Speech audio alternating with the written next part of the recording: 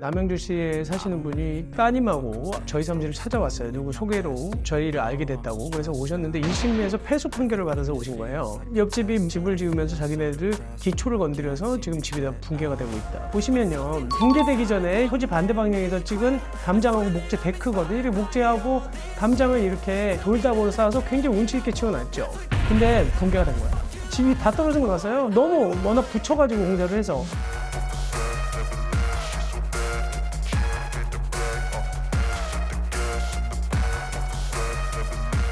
네, 안녕하세요. 도사 이승태TV의 이승태 변호사입니다. 오늘 저희가 좀 통쾌한 사건이기도 한데요. 정말 어떻게 보면 통쾌하고 어떻게 보면 굉장히 가슴이 아픈 사건이에요. 그러니까 옆집에서 집을 지으면서 우리 집이 많이 붕괴가 됐거든요. 감리, 그러니까 건축사를 상대로 해서 승소를 한 판결인데 3년 만에 이렇게 판결이 나와서 저희가 승소를 했는데, 제가 이 사건이 왜 통쾌하기도 하고 가슴 아픈 사건이기도 하냐라고 얘기를 드리면, 남양주시에 사시는 분이 따님하고 저희 사무실을 찾아왔어요. 누구 소개로 저희를 알게 됐다고. 그래서 오셨는데 1심에서 패소 판결을 받아서 오신 거예요. 옆집이 집을 지으면서 자기네들 기초를 건드려서 지금 집이 다 붕괴가 되고 있다. 그 남양주로 오면서 좀 애틋하게 생각했던 집인 것 같은데, 남편이 결국 이 일이 있고 나서 돌아가셨어요. 그러다 보니까 엄청 오시는 거야. 그래서 제가 이 사건을 좀 반드시 좀 이겨야 되겠다. 그리고 이렇게 억울하신 분이 있는데 이거를 사실은 1심에서 제대로 인정이 안 된다는 게 납득이 잘 안 가는 거예요. 이 내용 한번 어느 정도 붕괴되는지 보시고 한번 제가 얘기 드릴게요. 2019년도에 남양주 와부 도곡리 쪽에 있는 건데, 사실은 여기가 북한강 주변에 있는 데라 와부 도곡리가 여기가 굉장히 살기가 좋은 곳이거든요. 여기에서 이분들이 집을 이렇게 짓고 사셨어요. 여기가 본인들 집이고 피해 토지가 여기고요. 그다음에 공사인데 바로 옆에 붙어 있는 거예요. 여기 집만 보시더라도 보면 이게 지금 우리 피해 주택이 잘 져놨잖아요. 2층짜리 주택이. 근데 요 공장 비슷한 건물을 여기에서 지금 건물을 지은 거거든요. 남양주 이런 데가 문제가 뭐냐면, 사실은 여기가 어떻게 보면 물도 좋고 경치도 좋은 곳인데 자연 녹지 지역이거든요. 자연 녹지 지역 같은 데는 오히려 전원주택들이 더 많이 들어와 있기도 하지만 창고라든지 공장 건물도 들어오기도 해요. 이게 우리나라 도시계획의 좀 용도 지역에 대한 문제점이기도 하는 겁니다. 왜냐하면 일종주거 지역이라든지 주거 전용 지역 같은 경우에는 저층 1, 2층짜리 단독주택밖에 못 들어와요. 자연 녹지 지역은 오히려 전원주택이 들어올 수 있는 자리에는 공장 창고도 들어올 수 있다는 거예요. 그러다 보니까 사실은 이 용도 지역의 혼재 때문에 이 단독주택 옆에 이런 공장 건물들이 들어오기도 한다는 거예요. 창고 같은 게 들어오기도 하고. 여기도 지금 이렇게 생겼는데, 보시면요, 붕괴되기 전에 토지 반대 방향에서 찍은 담장하고 목재 데크거든요. 이렇게 목재하고 담장을 이렇게 돌담으로 쌓아서 굉장히 운치 있게 치워놨죠. 근데 붕괴가 된 거예요.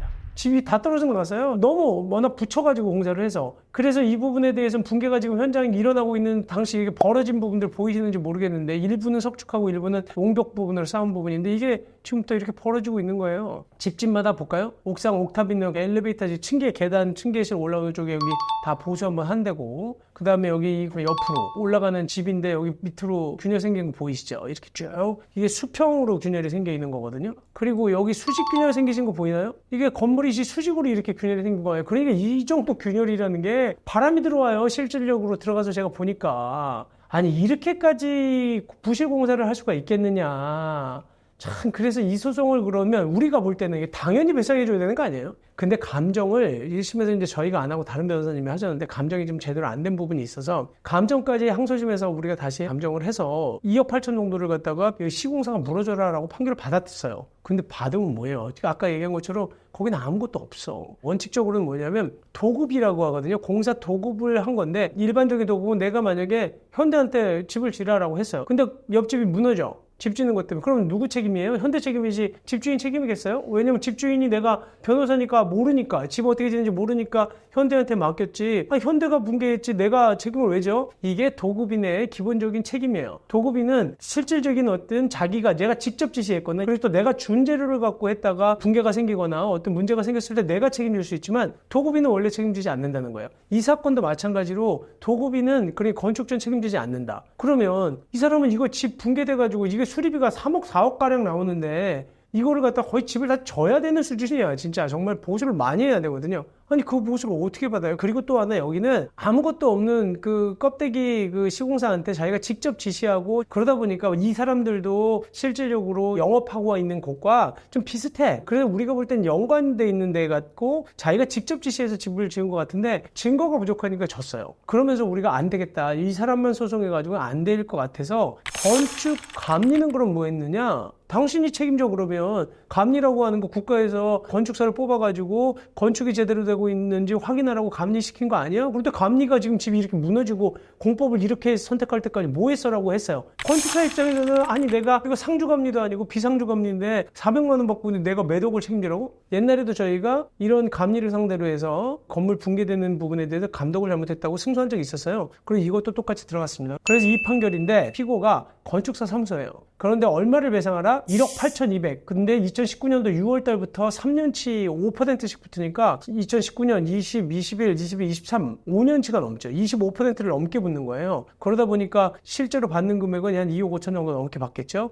근데 일부 소송 비용 5대5로 나눠주긴 했는데 이거 왜 그러냐 한번 보시면요. 원고는 누구냐? 집을 갖고 있는 소유자고 피고는 누구냐? 이 건물 감리자다. 지금 이 사건에 대해서 어떤 문제가 생겼냐면 이 사건 인접 토지에서 그러니까 터파기 굴토공사를 하다가 2019년도 6월 29일 날 인접 경계에 설치됐던 이 돌담이 일부 붕괴되면서 마당 일부가 쓸려나가고 그 다음에 돌담에 설치되어 있던 목재 데크도 훼손됐다. 그러면서 건물 내외부에 지금 균열 생기고 치마, 누수, 방리, 방락 다 생겼다. 그런데 우리가 아까 말씀드린 것처럼 원고가 우리 집주인이 건축주들을 상대로 소송했는데 졌어. 왜냐하면 건축주는 아까 얘기한 도급인의 책임을 못 진다고 하는데 이런 게 지금 기초사실이라는 거예요. 우리가 항소심까지 진행해서 감정 다 해보니까 여러 가지 기초자들은 나왔다. 이제 우리가 항소심까지 했다가 졌고 결국은 그래서 우리가 시공사를 상대로 다시 한번 소송해서 승소 판결 받은 부분 갖고 지금 진행을 된 겁니다. 기초사실은 이래요. 이제 판단만 봅시다. 법원이 뭐라 그랬냐면 이게 중요한데 자 법원이 여러 가지 사정들을 다 보니까 지금 감리는 감리자로 해서 하여금 공사 착공 전에 집안이라든지 지질 상태 등 공사 여건을 조사하고 인근 시설물에 대한 피해 대책이라든지 안전관리 대책 사항을 검토한 후에 당초 설계 내용 변경이 필요한 경우에는 건축주에게 보고하도록 되어 있다. 관련 법령에 보면 그 다음에 감리 계약서를 보니까 그런데 이 사람이 비상주 감리라고 하더라도 이런 의무가 적용되지 않는다고 보기 어렵다. 그러니까 너 당연히 너한테도 적용되는 거니까 배상해라. 그리고 책임이 있다라는 겁니다. 그리고 또 감리자의 의무는 감리계약 체결로 인해서 발생하는 거고 시공자의 연락을 기다려서 비로소 감리 업무를 수행하는 게 아니다. 무슨 얘기냐면 자기는 그냥 시공사가 별다른 얘기 안 해서 나는 책임 없다는 취지로 변명을 했었던 거예요. 그러면서 시공자와 무관하게 감리자는 공사 현장을 방문해서 감리 업무를 수행하는 거고 그 다음에 감리자한테 이렇게 붕괴될 줄 몰랐는데라고 회피할 수 있는 기대 가능성이 없다고 볼 수 없다. 너 그러니까 이 정도는 예견할 수 있어야 된다는 거예요. 그래서 만약에 이 사건 공사를 하면서 이 사건 토지에 미칠 영향, 우리 토지, 원고 토지에 미칠 피해를 막기 위해서는 피해 방지용 가설제, H형광이라고 해서 빔을 받거나 아니면 방충널이라고 하는 게 있어요. 그러니까 우리 토류판 같은 것인데 흙이 유실되지 않도록 하는 그런 것들 설치할 필요가 있는데도 현장 조사하고서 이런 거 아무것도 안 하지 않았느냐. 그런 바람에 지금 굴토공사하면서 이 사고가 발생을 했고 사고 이후에 추가 피해를 막기 위해서 우리 토지와 자기네 공사 토지 사이 경계 부분에 3.6m 두께 30cm가량의 콘크리트 담장 설치했는데 이 콘크리트 담장이 나쁜 영향을 미쳤거든요. 이 사건 토지 현재 상황에 어떤 영향을 미쳤는지 조사한 적도 없고 그래서 이 사건 사고에 오히려 더 추가적으로 또 균열이 생기기도 했지 않냐? 그렇기 때문에 담장 설치했던 부분만 갖고 너 책임이 없다고 보기 어렵다.